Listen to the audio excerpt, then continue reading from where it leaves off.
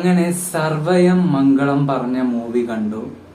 ഒരു രക്ഷയില്ല, കിടിലം പടം. ഇത് സംവിധാനം ചെയ്ത് സത്യൻ അന്തിക്കാടിന്റെ മകനാണ്. അപ്പൊ അഖിൽ സത്യൻ. അപ്പം പുള്ളീന്റെ ഡയറക്ഷൻ അടിപൊളി എന്ന് തന്നെ പറയാം. അച്ഛന്റെ പാത മകനും പിന്തുടർന്ന് പറയാം. അങ്ങനെ നമ്മളെ നിവിൻ ഇച്ചായന്റെ ഒരു കംബാക്ക് പടം തന്നെ പറയേണ്ടി വരും.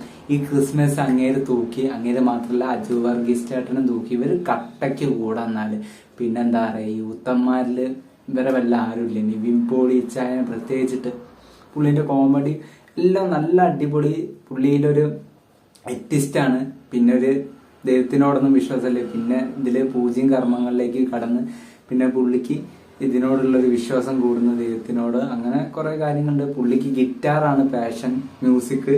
അപ്പം പിന്നെ എന്താ പറയുക, ഒരു വീട്ടില് പൂജ ചെയ്യാൻ പോകുമ്പോൾ ഒരു ബാധ ഒഴിപ്പിക്കാൻ വേണ്ടി ഒരു കുട്ടീന്റെ മേത്തേക്ക് പോകും. അപ്പൊ ആ ബാധ ഒഴിപ്പിക്കുമ്പോൾ ഒരു പെണ്ണായിരിക്കും ബാധ. അപ്പം അത് പിന്നെ നിവിനിച്ചായനെ പിന്തുടരും. ഇത് സത്യം പറഞ്ഞാൽ മോഹൻലാലും നയൻതാരയും അഭിനയിച്ച ഒരു സിനിമ അല്ലേ, തേന്മാവിൻ കൊമ്പത്ത്, അങ്ങനെ ഏതൊരു പടം ഉണ്ട്. അപ്പൊ അതുപോലെ എനിക്ക് ഫീൽ ചെയ്ത്. എന്തായാലും അടിപൊളി പടം. ഞാൻ ഓമേഴ്സ് ഒന്നും പറയുന്നില്ല. എന്തായാലും നിങ്ങൾ തിയേറ്ററിൽ മസ്റ്റ് വാച്ച് പോയി കാണേണ്ട പടമാണ്. എന്തായാലും നല്ല പടമാണ്. നിവിനിച്ചായന്റെ കംബാക്ക്. അങ്ങനെ ഈ ക്രിസ്മസ് തൂക്കി. വേറെ ഒന്നും പറയില്ല. നിങ്ങൾ ഇഷ്ടപ്പെട്ടിട്ടുണ്ടെങ്കിൽ കമന്റ് ചെയ്യും.